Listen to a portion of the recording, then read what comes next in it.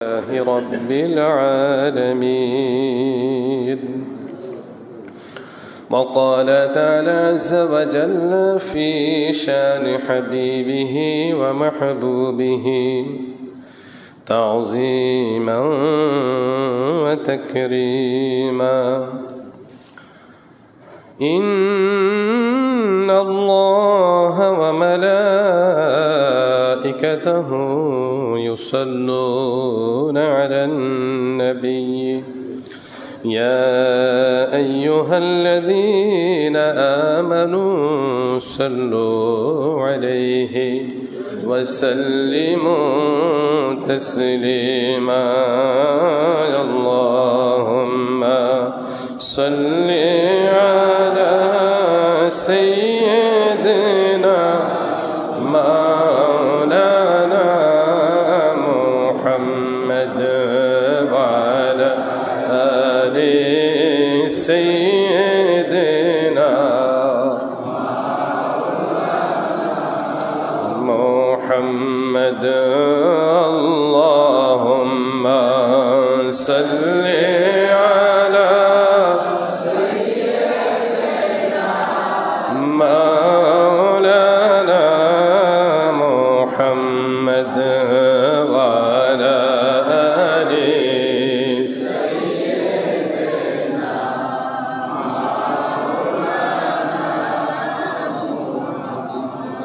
يا رسول الله حبيب خالق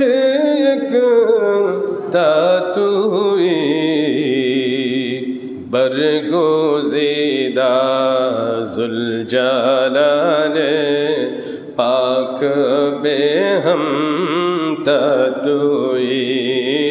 اللہم صلی علی سیدنا مولانا محمد وعلى آل سيدنا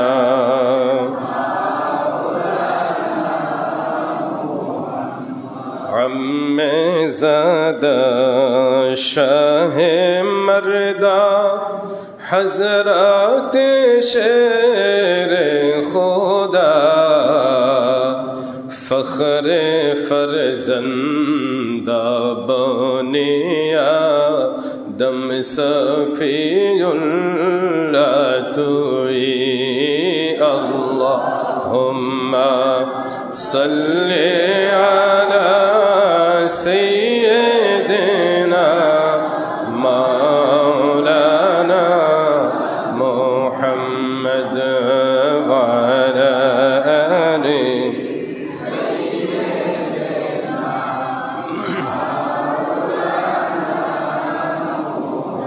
شمس تبریزی چه داند نعت پیغمبر زبر مصطفیٰ و مجتبی و سید اعلی توئی. اللہم صلی علی سیدنا مولانا محمد وعلى آل سيدنا محمد. الله الله الله لا إله إلا هو. الله الله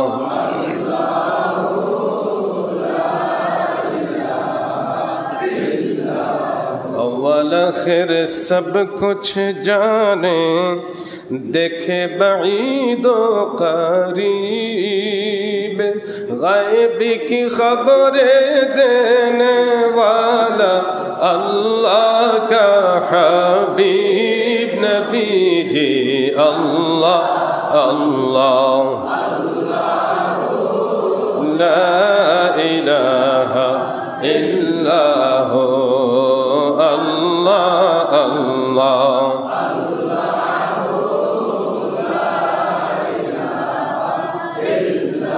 মৌতের তুফান আসবে যখন নবী গো আমরা দুই নয়নে দেখি যেন চেহারায় আনওয়ার নবীজি আল্লাহ আল্লাহ লা ইলাহা ইল্লাহু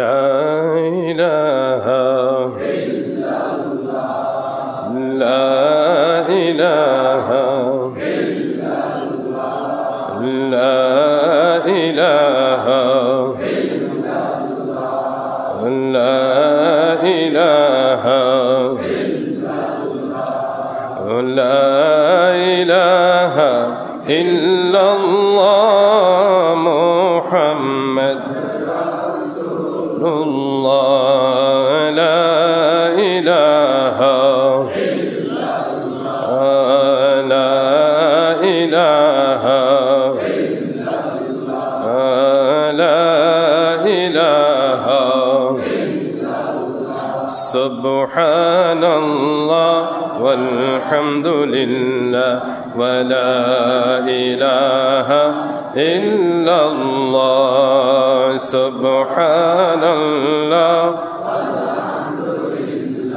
ولا إله إلا الله حسبي ربي جل الله ما في قلبي الله حسبي ربي جل الله ما في قلبي نور محمد صلى الله نور محمد صلى الله حق لا إله إلا الله سبحان الله ولا إله إلا الله سبحان الله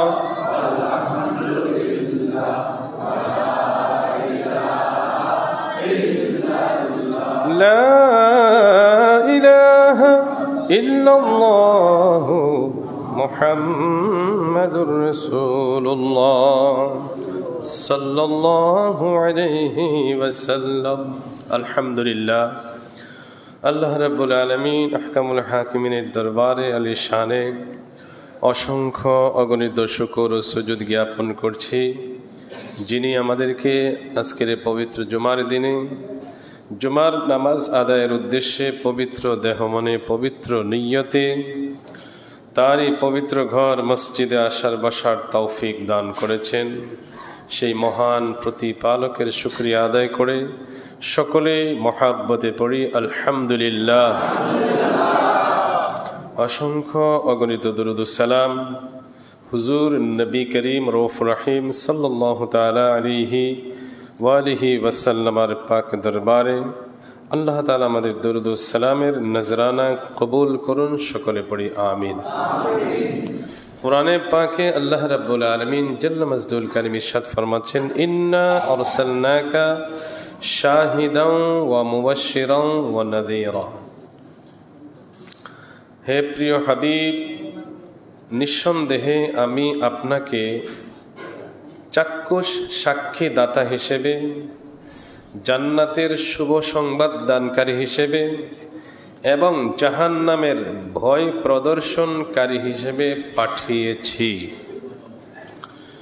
নবীকে আল্লাহ বলতেছেন, আমি আপনাকে নিঃসন্দেহে আমি আপনাকে সাক্ষী হিসেবে পাঠিয়েছি। সাক্ষী কাকে বলে? যিনি দেখেন, যিনি শোনেন, যিনি চাক্ষুষ নিজ চোখে যিনি দেখেন তিনি হচ্ছেন সাক্ষী। তো নবীজিকে আল্লাহ সাক্ষী বানিয়ে পাঠিয়েছেন, তার মানে নবীজি উম্মতের সবকিছু দেখেন। নবীজি শুধু এই উম্মতেরই দেখেন না, যারা নবীজির উম্মত ইমানদার তাদেরগুলো নবীজি দেখেন, যারা নবীকে মানে না কাফের মুশরিক তাদেরগুলোও নবী দেখেন। রাসূল করিম সাল্লাল্লাহু আলাইহি সাল্লামকে আল্লাহ সাক্ষী বানিয়ে পাঠিয়েছেন। আমরা যারা সাধারণ বান্দা সাক্ষী দিতে গেলে যদি না দেখে সাক্ষী দেই তাহলে আসামি হয়ে যাব। উল্টা কি হয়ে যাব? সাক্ষী তো গ্রহণযোগ্যই হবে না, বরং উল্টা কি হবে? মামলা খেতে হবে। তা আমরা সাধারণ সাক্ষী যদি না দেখে গিয়ে আদালতে দাঁড়িয়ে বলি যে আমি অমুকটা শুনেছি, দেখি নাই, তাহলে আমাদেরকে সাক্ষী গ্রহণ না করে উল্টা মামলা দিয়ে আসামি বানিয়ে জেলখানায় ঢুকানো হবে। বলা হবে নিশ্চয়ই তুমি কি খেয়েছ, ঠিক কিনা? তাহলে যদি আমাদের সাধারণ সাক্ষী এরকম হয়, না দেখে সাক্ষী দিলে সে আসামি হয়ে যায়, তা নবী যদি না দেখে সাক্ষী দেয় তাহলে নবীজির শানে আঘাত আসবে না? এই জন্য আল্লাহ তাআলা নবীকে সাক্ষী বানিয়ে পাঠিয়েছেন। যা কিছু ঘটছে ঘটবে সবকিছু নবী দেখে দেখে চাক্ষুষ কালকে আমাদের ময়দানে সাক্ষ্য দান করবে। তো আল্লাহ যাকে সাক্ষী বানিয়ে পাঠিয়েছেন তিনি দেখেন না, দেখবেন না এ কথা বলার সুযোগ আছে? সেজন্য আমরা বিশ্বাস করি আমাদের নবী দেখেন।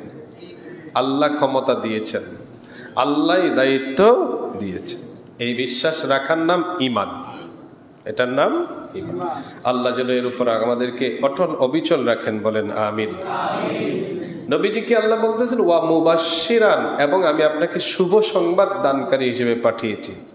কিসের শুভ সংবাদ? জান্নাতের শুভ সংবাদ। তো নবীজি কি শুধু ওই সাহাবায়ে কেরামের জন্য জান্নাতের শুভ সংবাদ দানকারী? আমাদের জন্য তিনি শুভ সংবাদ দানকারী। কিয়ামত পর্যন্ত যারা আসবে সকলের জন্য তিনি শুভ সংবাদ দানকারী। কেউ শুভ সংবাদ গ্রহণ করবে, কেউ নসিব খারাপ হলে বর্জন করবে, এটা তাদের তকদিরের ব্যাপার।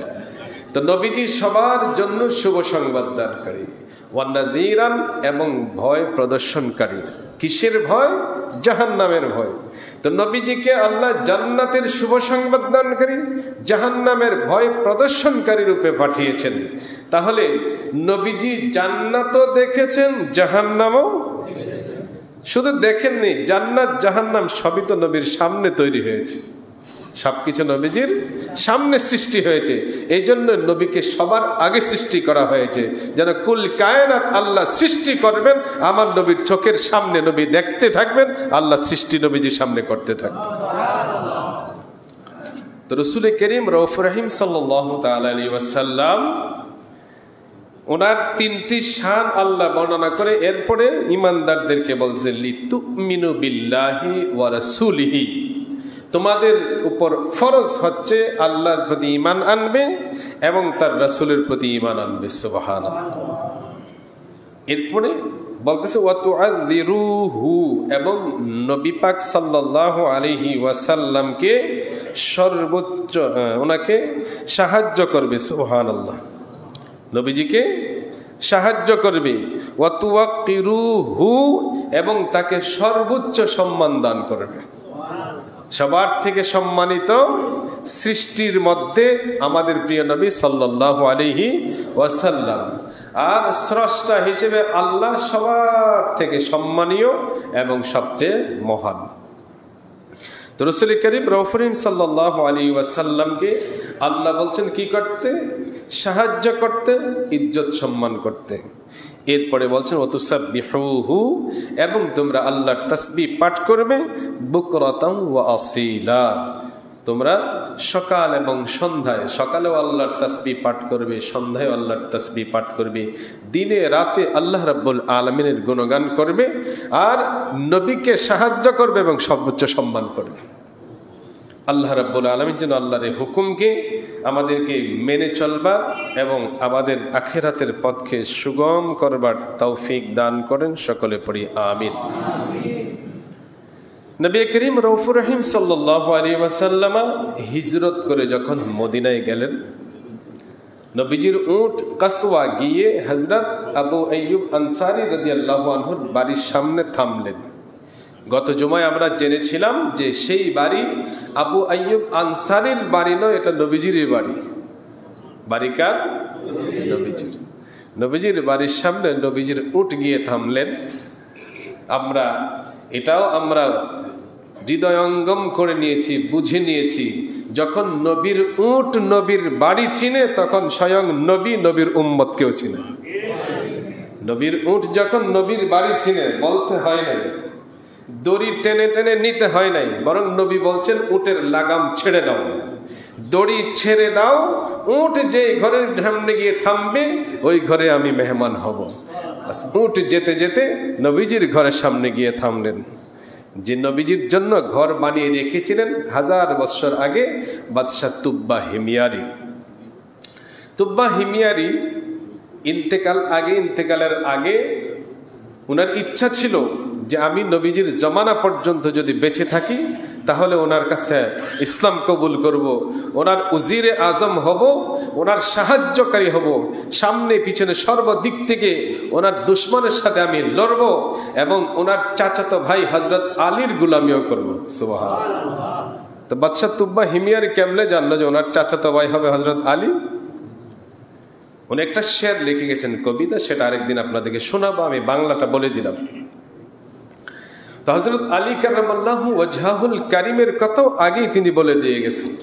কেন? সেগুলো তাওরাত এবং জবুর ইনজিলে লেখা ছিল। ওনারা পরে পরে জানছেন যে আখেরি জামানার চাচাতো ভাই হবে হযরত আলী।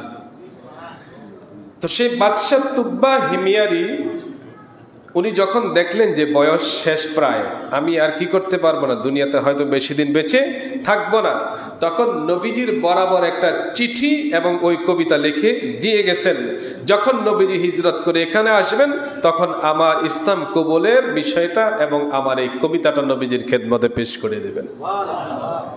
নবীজি সাল্লাল্লাহু আলাইহি ওয়াসাল্লাম সেখানে যাওয়ার পর সেই চিঠি, সেই বাড়ির দলিল এবং বাদশাহ তুব্বা হিমিয়ারির ঈমান গ্রহণের বিষয়ে সবকিছু বলে দিয়েছেন। সেই বাদশাহ তুব্বা হিমিয়ারির 2টা মেয়ে ছিল। কি ছিল? মেয়ে ছিল। সাহাবায়ে কেরাম যখন 1000 বছর পরে মদিনার আশপাশে বিভিন্ন সংস্কার কাজ করতেছিলেন, মসজিদে নববী সম্প্রসারণ করতেছিলেন, তো মাটি খুঁড়তে গিয়ে 2টা লাশ পাওয়া গেল। হাড্ডি না, কঙ্কাল না, একেবারে পরিপূর্ণ। এবং দেখা গেল এই লাশের পাশে রূপার তক্তির মধ্যে স্বর্ণের অক্ষরে লেখা। সুবহানাল্লাহ। রূপার তক্তিতে স্বর্ণের অক্ষরে লেখা, এই 2 জন হচ্ছে বাদশাহ তুব্বা হিমিয়ারির 2 কন্যা। এরাও নবীজির প্রতি ঈমান এনে ইন্তেকাল করেছেন। নবীজির প্রতি তারা অনেক বড় আশিক ছিলেন, প্রেমিক ছিলেন। তো দেখা গেল তাদেরকে সেই 1000 বছর আগে যেমন দাফন করেছিলেন তেমনই আছে, বরং জান্নাতি রূপ রং মিশ্রিত হয়ে আরো উজালা হয়ে গিয়েছে। তো যখন আল্লাহর প্রিয় হাবিব সাল্লাল্লাহু আলাইহি ওয়াসাল্লামের প্রেমে কেউ নিজেকে উৎসর্গ করে, সে ব্যক্তি দুনিয়াতেও সজীব থাকে, কবরেও জিন্দা তরু তাজা থাকে। এই জন্য আশেক বলছে, জমি মেলি নেহি হতি জমন মেলা নেহি হতা। আপনারা দেখি পারেন, হ্যাঁ পড়েন। জমি মেলি নেহি হতি জমন মেলা নেহি হতা। ज़मीं मैली नहीं होती ज़मन मैला नहीं होता। मोहम्मद के गुलामों का, अरे मोहम्मद के गुलामों का कफन मैला नहीं होता। मोहम्मद अहद के गुलामों का कफन मैला। যে ব্যক্তি নবীর গোলাম হয় তার যুগ জমানা তার পোশাক পরিচ্ছদ কোনো কিছু ময়লা হয় না, এমনি কাফনের কাপড়ের মধ্যে ময়লা ধরে না। সংক্ষেপে বলে দিলাম, রাসূলুল্লাহ সাল্লাল্লাহু আলাইহি ওয়াসাল্লামের আশিক যারা ছিলেন তাদেরকে মাটি স্পর্শ করে না। সম্প্রসারণ কাজ করার সময় একেবারে নবীজির রওজা পাকের পাশে যখন কাজ করতেছে, হঠাৎ একজনের পা দেখা গেল। অনেকেই বলতেছেন এটা নবীজির পা মোবারক। একজন চাক্ষুষ প্রত্যক্ষদর্শী এসে বলতেছেন না না না, এটা নবীজির কদম নয়, আল্লাহর কসম এটা হচ্ছে উমর ইবনে খাত্তাবের কদম। উমর ইবনে খাত্তাবের কদম।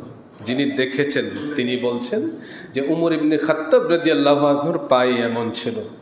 তো যখন উমর ইবনে খাত্তাব গোটা আপাদ মস্তক কবরে জিন্দা এবং কবরে যেমন দুনিয়াতে ছিল তেমনই আছে, তো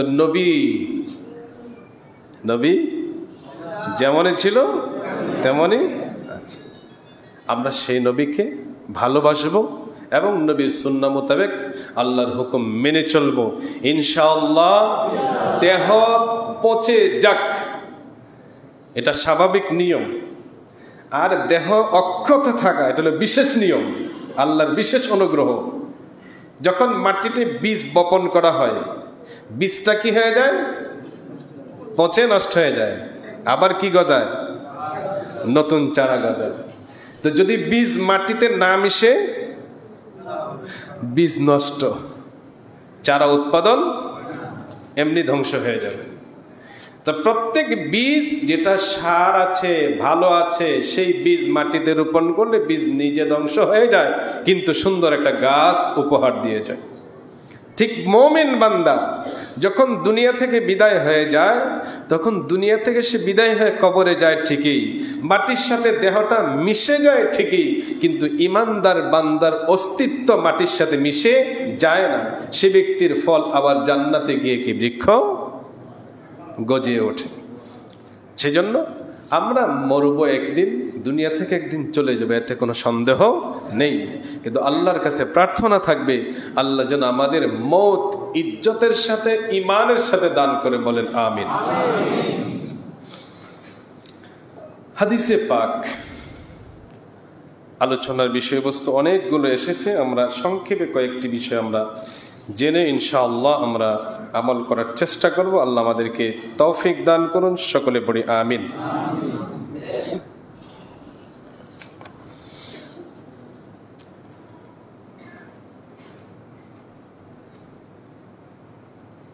রাসূলুল্লাহ সাল্লাল্লাহু আলাইহি ওয়াসাল্লাম আমাদেরকে আদেশ করেছেন আতাদরুনা মাল ঈমানু বিল্লাহি ওয়াহদাহু ক্বালু আল্লাহু ওয়া রাসূলুহু আ'লাম। দেখেন, আমাদেরকে যদি জিজ্ঞেস করা হয় ঈমান কাকে বলে, আমাদেরকে যদি জিজ্ঞেস করা হয় যে ঈমান কাকে বলে, আমরা কি বলবো? আল্লাহরে বিশ্বাস করা, নবীকে বিশ্বাস করা, আখিরাতকে বিশ্বাস করা, কোরআন বিশ্বাস করা, ফেরেশতা বিশ্বাস করা, তাকদীরের ভালো মন্দের প্রতি বিশ্বাস রাখা, পরকালের পুনরুত্থানের প্রতি বিশ্বাস রাখা। বলবো কিনা? আমরা বলে দেব অবলীলায়। আর সাহাবায়ে কেরামকে যখন নবীজি বলছেন আতাদরুনা মাল ঈমানু বিল্লাহি ওয়াহদাহু, তোমরা কি জানো এক আল্লাহর প্রতি ঈমান কি? নবীজি জিজ্ঞেস করছেন সাহাবায়ে কেরামকে যে তোমরা কি জানো এক আল্লাহর প্রতি বিশ্বাস কি, ঈমান কি?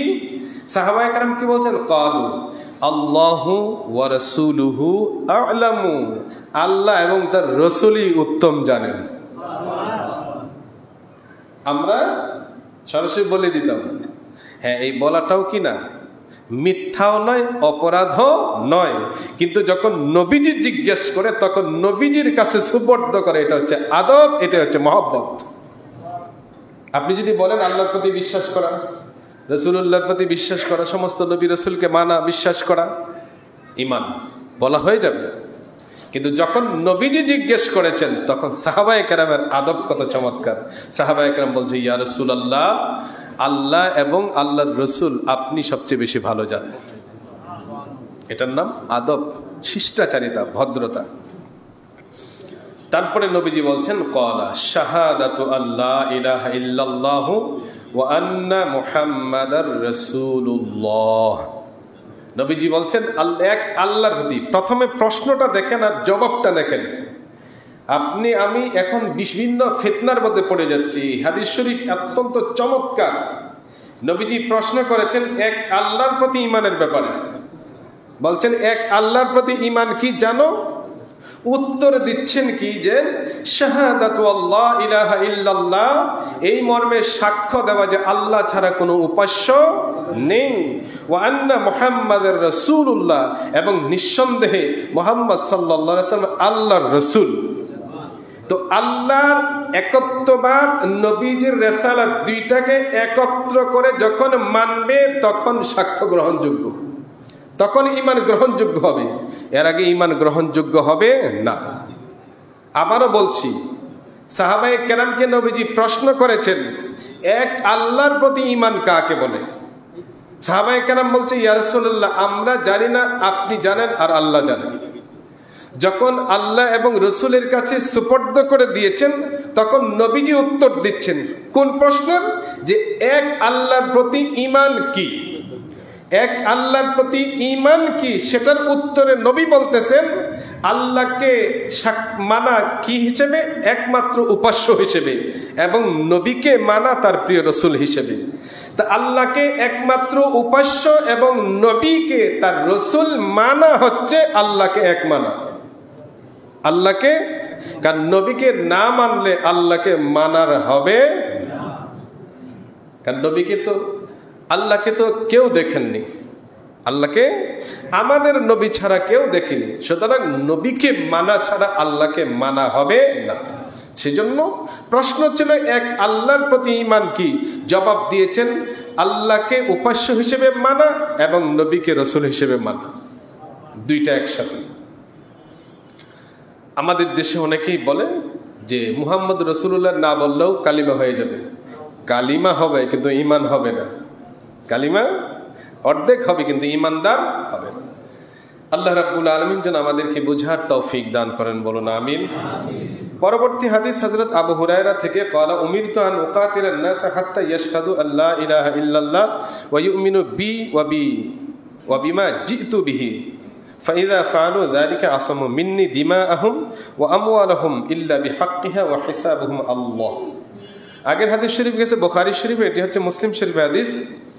নবীজি সাল্লাল্লাহু আলাইহি ওয়াসাল্লাম বলতেছেন আমাকে আদেশ করা হয়েছে আমি যেন মানুষের সাথে যুদ্ধ করি। কি করি?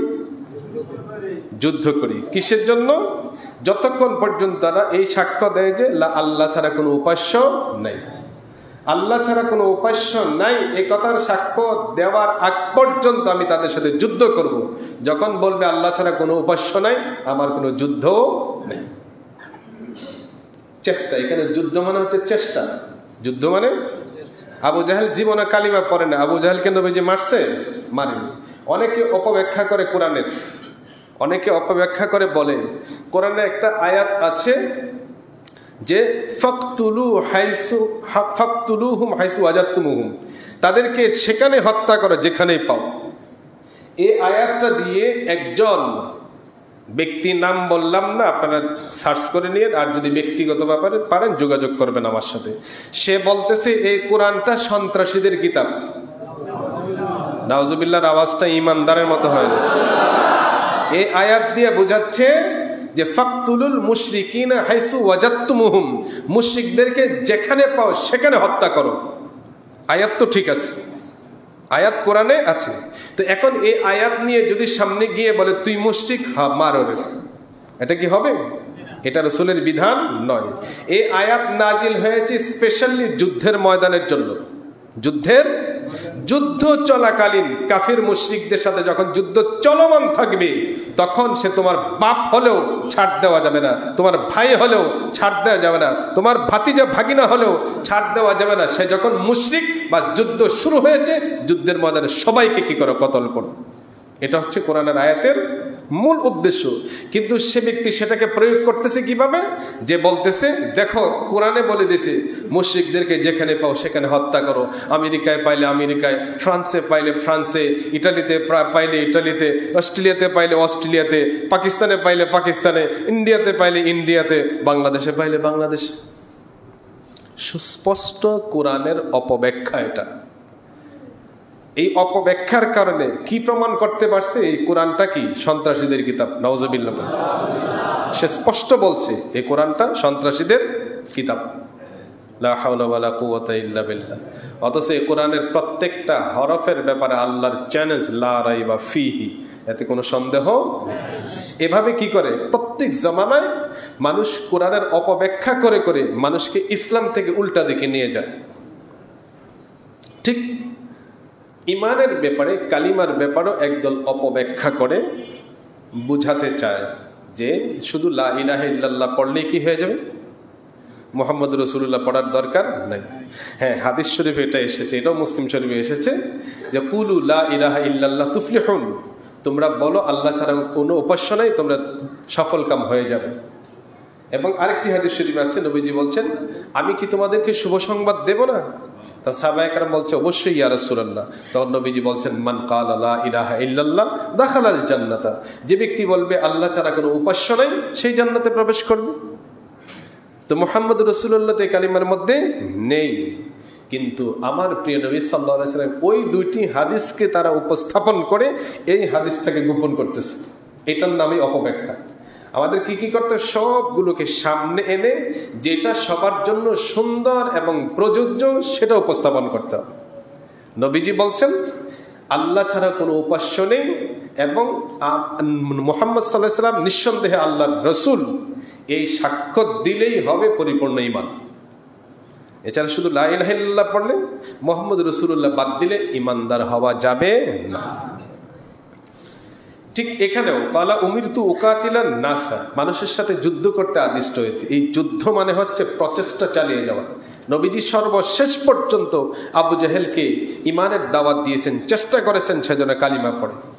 ওনার চাচা আবু তালিবকে দাওয়াত দিয়েছেন, একেবারে ইন্তেকালের মুহূর্তেও বলেছেন চাচা আপনি শুধু একবার বলেন লা ইলাহা ইল্লাল্লাহ মুহাম্মাদুর রাসূলুল্লাহ, বাকিটা আমি দেখব।